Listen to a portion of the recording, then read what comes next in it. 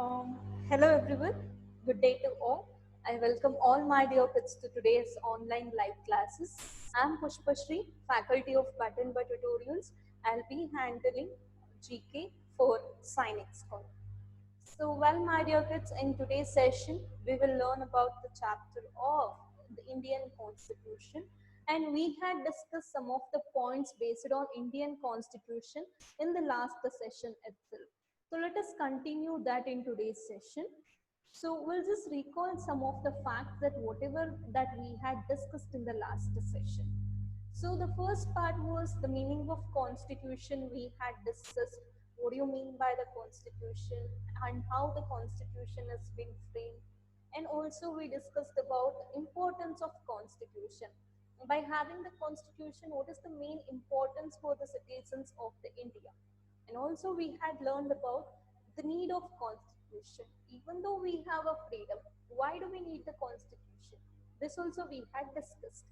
And we had also discussed about in detail about the Constitution of India. And last but not the least, we had discussed about the fundamental rights. We had discussed in detail about the 6 fundamental rights. And we'll just move on to today's session. So in today's session, we will be learning about right to equality.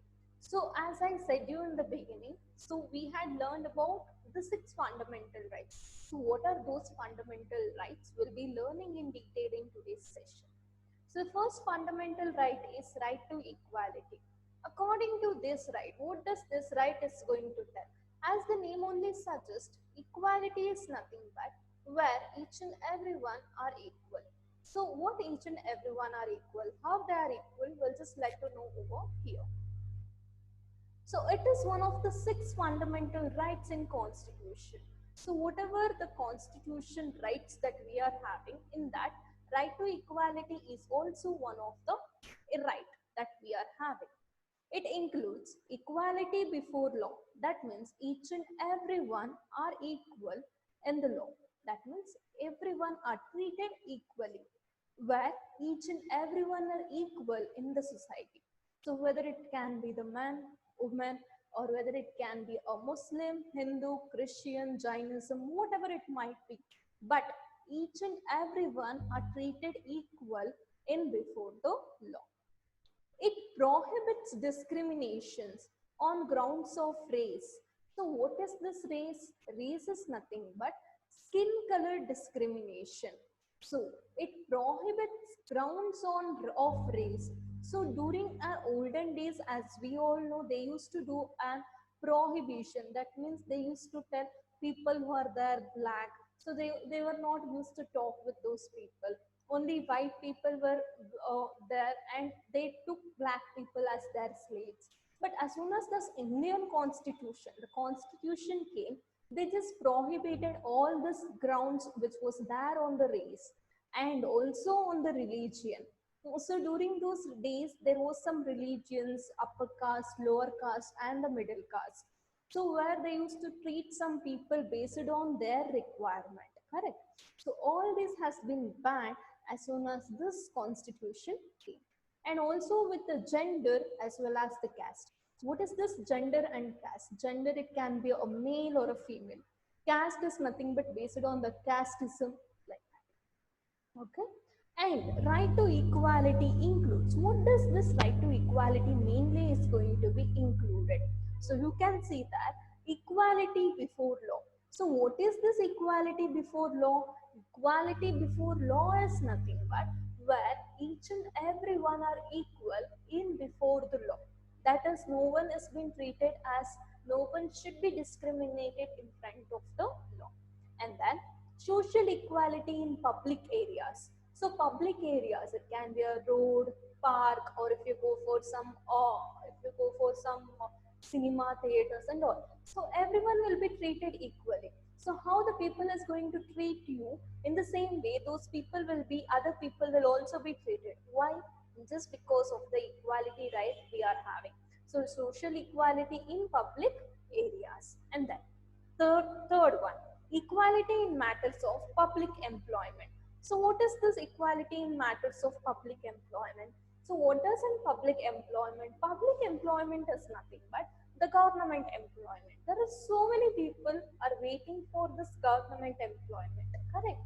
And they're applying for the exams and they're waiting for the results. So based on the category, they will get the seats. But there will be an equality for each and everyone.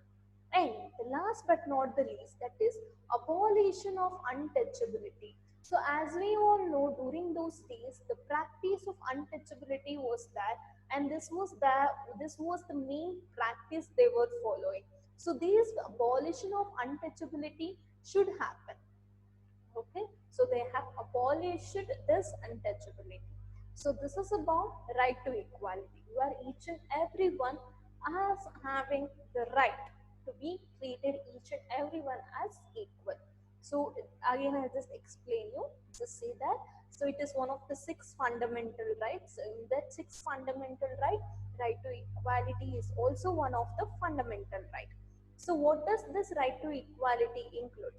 Which is going to include that each and everyone are equal in the society. So where each and everyone are equal in the society, and also this right to equality is going to prohibit the discrimination on the race, that means the skin color, the pigmentation, skin color discrimination, they have been prohibited. So not only the race but also with the religion, gender as well as with the caste. And what does this right to equality is going to include? Right to equality is going to include equality before law, where each and everyone are equal before the law, social equality in public areas, equality in matters of public employment, abolition of untouchability. Got this? So this is about your right to equality. So fine, we'll just move on to the second right now, that is right against exploitation. You can ask me, ma'am, what is this exploitation? Exploitation is nothing but prohibition. What is this prohibition again? Prohibition is nothing but abolition. What is this abolition? Abolition is nothing but vanishing it. Okay, you will get to know here. See, it prohibits child labor. So right against exploitation is nothing but where this right is going to prohibit child labor, where there is no child should not work. So what does this child labor means? Child labor means children below the age of 18 should not do any kind of labor work. This is the order which has been passed by the government as well as with the constitution. Children who are below the age of 18 years should not work. Okay, still if they are working, we are going to consider those children as the child labor. It prohibits forced labor or begging in any form.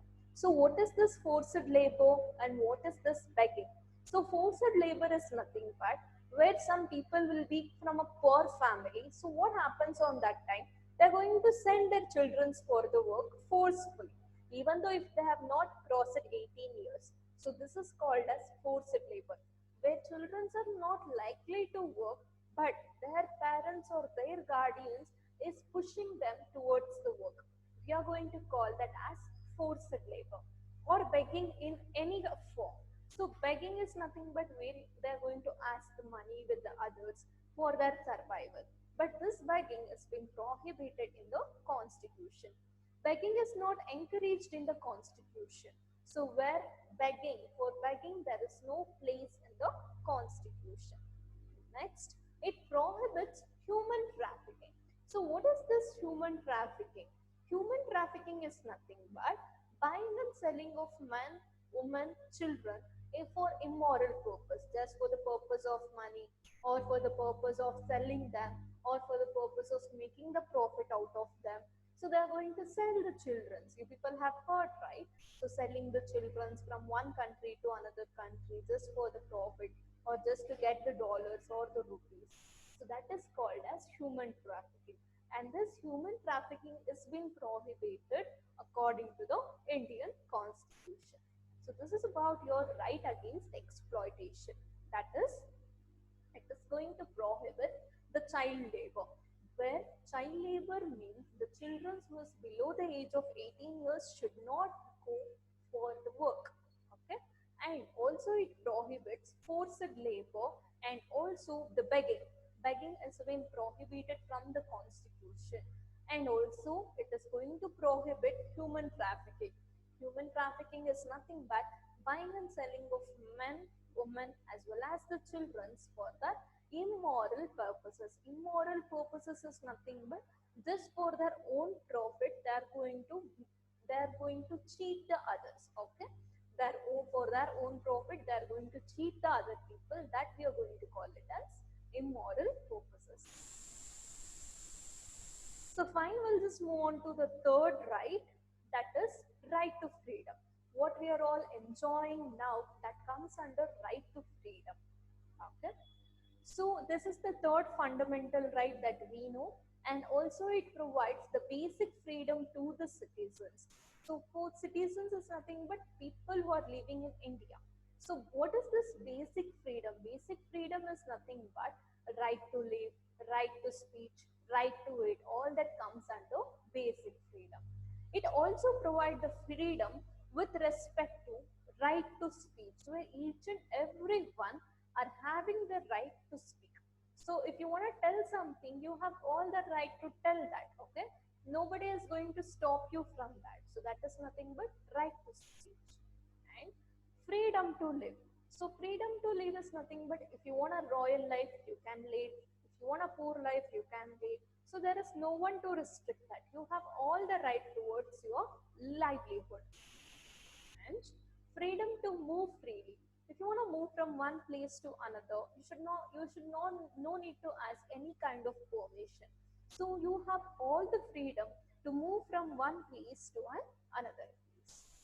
And freedom to practice any profession. You have all the freedom to choose your own profession. Whatever the profession you want, you can choose, and you can you can jump into that particular profession. And also freedom to carry on any business. So if you want to do some business, you can choose your own business based on the profession that you are having. You have all the right to choose your own profession, to choose your own business also. So this is about your right to freedom, where it is one of the basic freedom which has been given by the constitution to the citizens, where this right to freedom is going to provide right to speech, right to live or freedom to live, freedom to move freely, freedom to practice any kind of profession, and also freedom to carry on any of the businesses. So fine, we'll just move on to the fourth right, that is fourth fundamental right, that is right to freedom of religion. So what does this right to freedom of religion means? Which means religion is a socio-cultural system practices. So what is the socio-cultural system practices? So in the society we have some practices. What is this practices?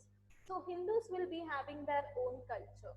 For example, if any festival is going to come, they are going to celebrate that festival in their own culture by having their own practices. They are going to prepare some foods based on their culture. They are going to celebrate it, so based on their culture. So all this comes under cultural system. So whatever the religion you want, you can choose that.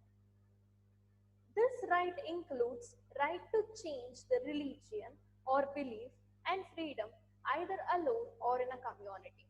So if you wanna change your religion, say for example, if you are Hindu and if you wanna move on to the Christianity, so you can easily move on. So that is one of the right which has been given by the constitution, to choose your own profession. So this right is going to include where you can choose your own profession whenever you want. You can change your religion also. Along with your religion, you can change your belief as well as your freedom, and either alonely you can change, or with your family, that is your community also, you can make them to change. It protects their ability to be themselves at work. So whatever the work that you are doing, you can do it with your own culture, in class, at social activities. So not only the work that you are doing, in any kind of social activities that you want to practice in the society, you can practice, where you people have all the freedom towards that. It helps the citizen to move freely from one religion to another religion. As we have discussed in the second point, that is right to change the religion. Here also it comes that where they can move from one religion to another religion. Got this? We'll just quickly rewind one by one. Religion is a socio-cultural system of practice. So where religion is one of the practice that we are doing. So it is one of the socio-cultural system where each and everyone in the society are practicing this religion. And this right includes right to change the religion. So when you want to change the religion, you can change from one religion to another religion. So not only the religion, also the belief and also the freedom. Either alonely you can change or in a community you people can change that. Next, it is going to protect their ability to be themselves at work. So whenever they are working, they can be themselves. Whatever the work they want, they can do. And also whatever the social activities or the social services people want to do, they can do. So they have all the rights to do that social activities. Next, it helps the citizens to move freely from one religion to another religion. So whenever the people want to change their religion easily from one to another, they can change. So this is about your right to freedom of religion. So next we'll move on to the fifth fundamental right. And your fifth fundamental right is culture and educational rights. So what does this culture and educational rights is going to include? So we all studied about the culture as well as the education in the previous slide. The same thing will be coming, a bit changes will be there. Secure. Culture and educational rights preserve right to any section of citizens to conserve their culture or language. So it can be like any kind of society, or it might be, or any kind of section it might be in a particular society. So whether it can be a low class, middle class or the high class, they have all the rights to conserve. That means they have all the rights to preserve, to keep it in mind that they have their culture and their language, where the people can preserve their culture as well as the language, so that it will be helpful for the next generation. The second point, culture and educational rights are guaranteed by the Constitution. So whatever the rights that we are having in the culture and in the education, it is being guaranteed by the Constitution to any kind of religious and minority groups in India, in order to enable minority groups to preserve their distinct culture, language and skill. So what is this minority groups? So minority groups are those groups where in a particular period of time they had not taken the advantages that is available in the society. Only they had took the disadvantages. That means people used to treat them very differently from the normal people. So as soon as the constitution came, everybody treated equally. But before that, these people were not given any kind of importance. So those groups are called as minority groups. So minority groups also will be having their own culture and educational right, correct? So that's the reason, to preserve their culture and educational right, this particular right has been given. And minority groups refers to category of people who face social disadvantages. The meaning for this minority groups has been provided. So again, we'll just rewind back. So culture and educational rights is going to preserve the right to any kind of the section in the citizens to conserve their culture as well as their languages. And also culture and educational rights is being guaranteed by the Constitution, where Constitution has given the guarantee for those people based on their culture as well as their educational right. And also the minority groups in India, in order to enable minority groups to preserve their distinct culture, languages, script.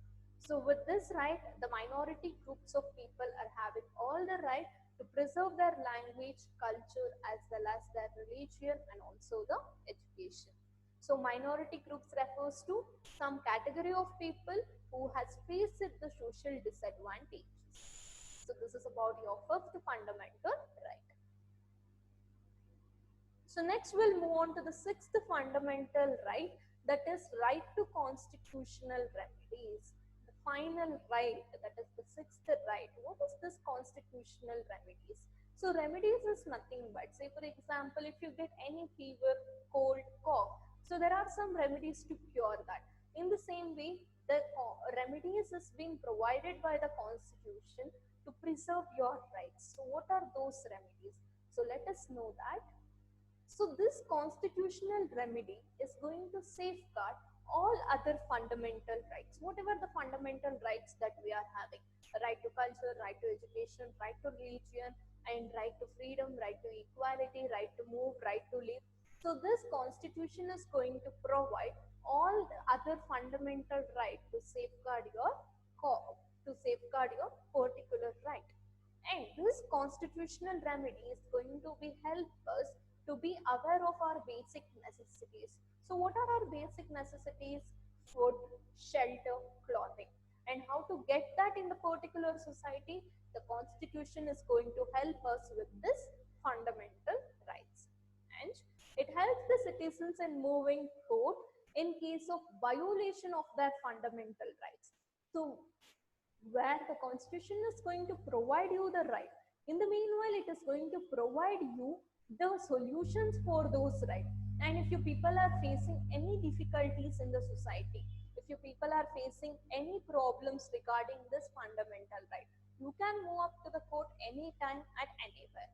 So it is going to help the citizens while moving to the court in case of violation. Violation is nothing but if you make any wrong things in a particular law, you then, or any kind of fundamental rights has been misused by anyone, you can move on to the court and you can file a complaint against them.